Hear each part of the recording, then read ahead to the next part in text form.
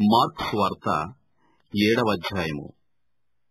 యెరూషలేము నుండి వచ్చిన పరిసయ్యులను శాస్త్రులలో కొందరును ఆయన యొద్దకు కూడి వచ్చి, ఆయన శిష్యులలో కొందరు అపవిత్రమైన చేతులతో అనగా కడగని చేతులతో భోజనము చేయుట చూచిరి.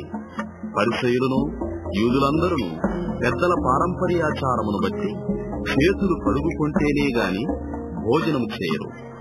మరియు వారు సంత నుండి వచ్చినప్పుడు నీళ్లు చల్లుకుంటేనే గాని భోజనము చేయరు. ఇదియుగాక గిన్నెలను, కుండలను, ఇత్తడి పాత్రలను నీళ్లలో కడుగుట మొదలగు అనేక ఆచారములను వారు అనుసరించినవారు.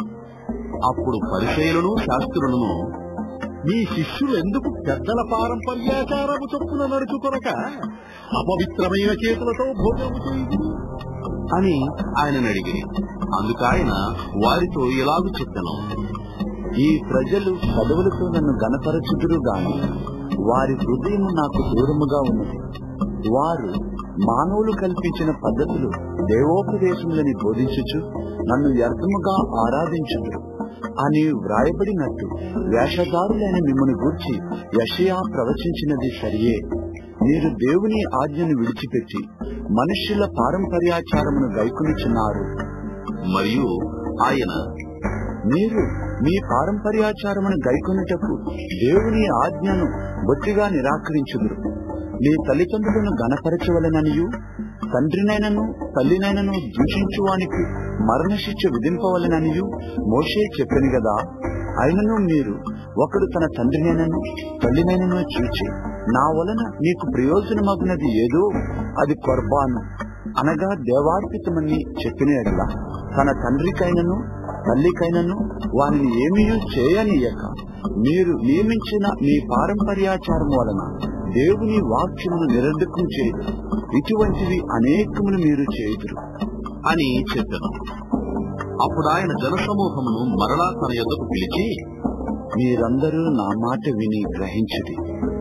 వెలుపల నుండి లోపలికి పోయి మనుష్యుని అపవిత్రునిగా చేయగలిగినది ఏదియూ లేదు. కాని లోపలి నుండి బయలు వెళ్ళినవే మనుష్యుని అపవిత్రునిగా చేయును అనెను.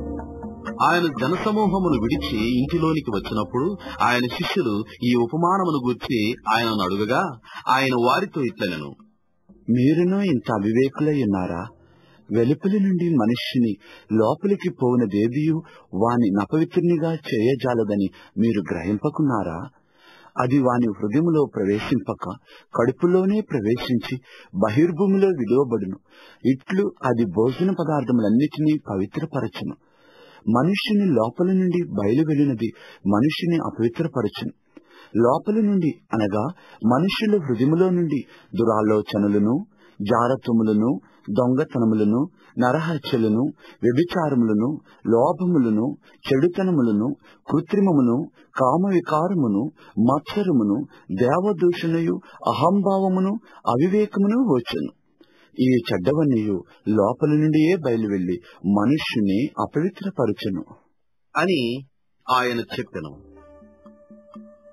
ఆయన అక్కడ నుండి లేచి తూరు సీదోనుల ప్రాంతములకు వెళ్లి ఒక ఇంట ప్రవేశించి ఆ సంగతి ఎవనికిని తెలియకుండవలనని కోరెను గాని ఆయన మరుగయ్యుండలేకపోయాను.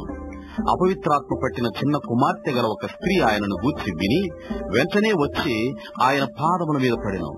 ఆ స్త్రీ సురోఫెనికియా వంశమందు పుట్టిన గ్రీస్ దేశస్థురాలు. ఆమె తన కుమార్తెలో నుండి ఆ దయ్యమును వెళ్లగొట్టమని ఆయనను వేడుకొనెను. ఆయన ఆమెను చూచి, పిల్లలు మొదట తృప్తి పొందవలెను. పిల్లల రొట్టె తీసుకుని కుక్క పిల్లలకు వేయుట యుక్తము కాదు.